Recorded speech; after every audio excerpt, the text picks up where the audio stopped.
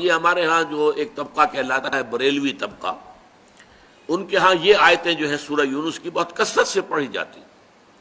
ایسا ہو گیا ہے ہمارا اصل میں معاملہ کہ مختلف فرقوں نے، مختلف مسلکوں نے اپنا اپنا حصہ جو ہے قرآن میں سے لے لیا ہے. کچھ آیتیں انہیں زیادہ جو ہیں وہ، اب اہل حدیث کو تقریر کرے گا تو وہ تقریر کرے گا رسول کی اتباع پر اور اتباع سنت پر. اگر تم ان کنتم تحبون اللہ فاتبعونی یحببکم اللہ، اس پر تقریر کرے گا. یہ بھی قرآن کی آیت ہے. اور جب کوئی بریلوی مکتب فکر کا آدمی تقریر کرے گا الا ان اولیاء اللہ لا خوف علیہم ولا هم یحزنون الذین آمنوا وکانوا یتقون لهم البشری فی الحیاۃ الدنیا والآخرہ لا تبدیل لکلمات اللہ ذلک هو الفوز العظیم. آگاہ ہو جاؤ کہ اللہ کے جو ولی ہیں، جو دوست ہیں، اولیاء اللہ، ان کے لیے نہ خوف ہے نہ حزن ہے. خوف کس بات کا؟ میں تجزیہ کر کے بتا چکا. ہوگا وہی جو میرا رب چاہے گا. کوئی شے نقصان نہیں پہنچا سکتی. لا حول ولا قوت الا باللہ. کوئی شے نہ آپ کو بھلائی پہنچا سکتی ہے نہ برائی پہنچا سکتی ہے. حدیث میں یہاں تک الفاظ آتے ہیں، حضور نے تلقین کیا ہے نوجوان صحابہ کو، اے میرے بچے یقین کر، اگر تمام انسان تل جائیں تمہیں کوئی نقصان پہنچانے پر نہیں پہنچا سکتے مگر وہی کچھ جو اللہ نے لکھ دیا ہو، اور تمام انسان جمع ہو جائیں تمہیں کوئی نفع پہنچانے پر نہیں پہنچا سکتے مگر اتنا ہی یا ویسا ہی جیسا کہ اللہ نے لکھ دیا ہو. تو انسانوں سے کیا ڈرنا؟ نہ انسانوں سے کوئی توقع نہ امیدیں. اس کی امیدیں قلیل، اس کے مقاصد جلیل. انسانوں سے امید نہ رکھو، اللہ سے امید رکھو. ساری توقع اس سے رکھو، سارا بھروسہ اس پر رکھو، کسی اور پر توکل نہ ہو. یہ ہے در حقیقت مرتبہ ولایت، مقام ولایت. اور اس میں جیسا کہ یہاں آیا، اب ان کے اوپر فرشتوں کا نزول ہوتا ہے. یہ فرشتے ہمیں محسوس نہیں ہوتے، لیکن یہ کیفیت جو بیان کی جا رہی ہے اس کا احساس صاحب ایمان کو ہوتا ہے. وہ چاہے نظر نہ آئے فرشتے، اور فرشتوں کا قول چاہے ہم اپنے ان کانوں سے نہیں سنیں گے. فرشتوں کی بات سننے کے لیے دل کے کان ہیں. فرشتہ جو ہے وہ در حقیقت غیر مرئی ہے، وہ غیر مادی ہستی ہے، مادی نہیں ہے. وہ تو صرف نور پر مبنی ہے، نور سے بنا ہے اور نور ہے. لہذا ان کا تنزل ہوتا ہے. وہ کیا کہتے ہیں؟ اللہ تخافوا ولا تحزنوا. وہی نتیجہ، الا ان اولیاء اللہ لا خوف علیہم ولا هم یحزنون. زوال خوف و حزن، یہ دو چیزیں ہیں جو ثبوت ہے کہ واقعتاً اللہ پر ایمان موجود ہے. واقعتاً اللہ کی ربوبیت پر دل ٹھک گیا ہے. اگر دل پریشان ہے، یہ میرا نقصان کر دے گا، یہ مجھے تکلیف پہنچا دے گا، یہ میرا یہ کر دے گا، وہ میرا وہ کر دے گا، اس سے میری یہ بات بن جائے گی، وہ مجھے یہ فائدہ پہنچا سکتا، لیکن کہتا ہے دعویٰ یہ ہے کہ اللہ پر ایمان ہے میرا. تو یہ در حقیقت یہ دونوں چیزیں ایک دوسرے کی بالکل متضاد. توکل، توقع صرف اللہ کی ذات کے ساتھ.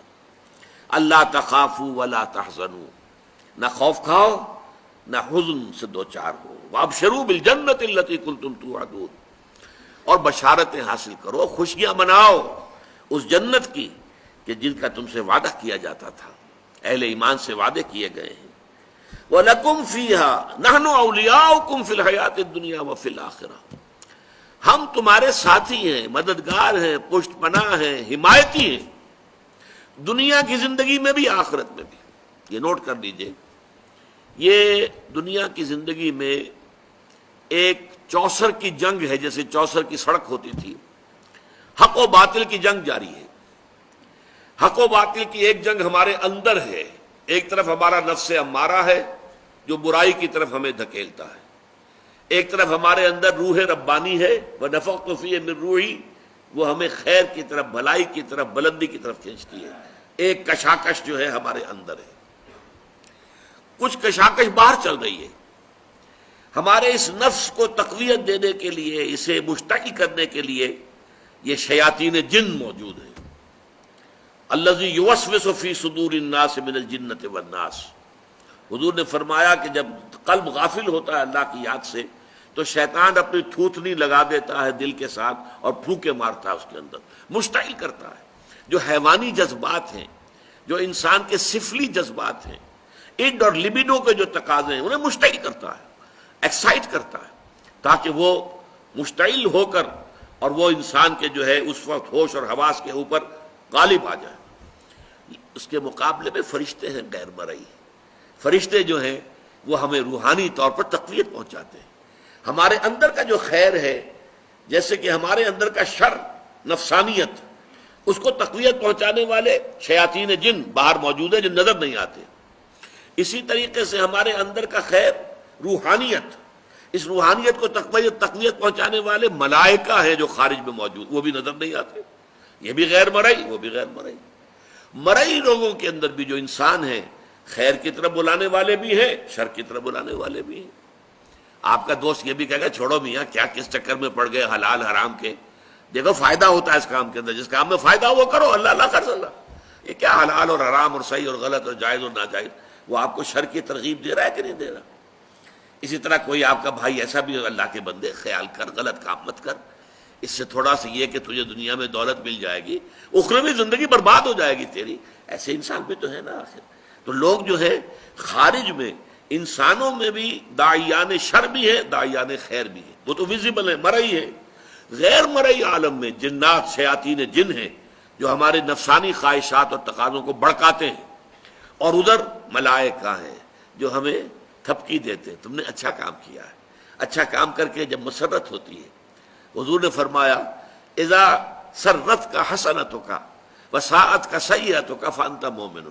دیکھو اگر تمہیں کوئی اچھا کام کر کے خوشی محسوس ہو اندر، اور برا کام کر کے تو دل کے اندر کوفت محسوس ہو، یہ میں کیا کر بیٹھا، یہ مجھے نہیں کرنا چاہیے تھا، فانت مومن، تو یہ ایمان کی علامت ہے۔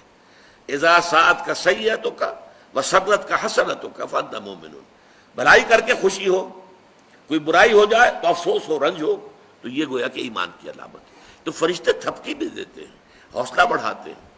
قرآن مجید میں آیا ہے جنگ بدر میں، جنگ احد میں فرشتے آئے، انہوں نے مدد کی، اہل ایمان کے دلوں کو اور اہل ایمان کے قدموں کو جمایا۔ انثبت الذین آمنوا، جاؤ قدم جما دو اہل ایمان کے، تو اہل ایمان کے لیے فرشتے آئے۔ تو یہ فرشتوں کا نزول ہوتا ہے ان اولیاء اللہ، اللہ کے ساتھیوں کے بارے میں۔ اب یہ اولیاء اللہ سے آپ یہ نہ سمجھ لیجئے کہ وہ کوئی علیحدہ قسم کی نوع ہے یا کوئی علیحدہ جنس، انسانوں ہی میں ہوتے ہیں نا۔ تمام صحابہ اولیاء اللہ تھے، سب کے سب اولیاء اللہ کا جو اعلیٰ ترین معیار ہے، کوئی ولی اللہ غیر صحابی ادنا سے ادنا صحابی کے پائے کو بھی نہیں پہنچ سکتا۔ یہ اچھی طرح نوٹ کر دیجئے، یہ ہمارا اہل سنت والجماعت کا پختہ عقیدہ ہے۔ کمتر سے کمتر صحابی جو ہے بڑے سے بڑے ولی سے بھی وہ افضل ہے، بڑے سے بڑے ولی سے افضل۔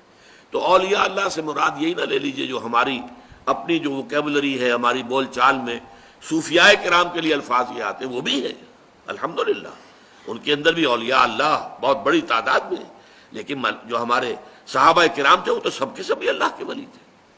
ان کے لیے آتا ہے نحن اولیاؤکم فی الحیات الدنیا وفی الآخرہ، ہم تمہارے ولی ہیں، مددگار ہیں، پشت پناہ ہیں، جمے رہو، قدم تمہارے ڈگمگانے نہیں چاہیے۔ اور آخرت میں بھی، جنت میں تو ظاہر بات ہے کہ دوستی انہی سے ہوگی، وہی آئیں گے۔ یدخلون علیہم من کل باب، قرآن میں آتا ہے جنت کے ہر دروازے سے وہ داخل ہوں گے سلام کرتے ہوئے، سلام سلاما، سلام اور سلامتی کے پیغام لے کے آئیں گے۔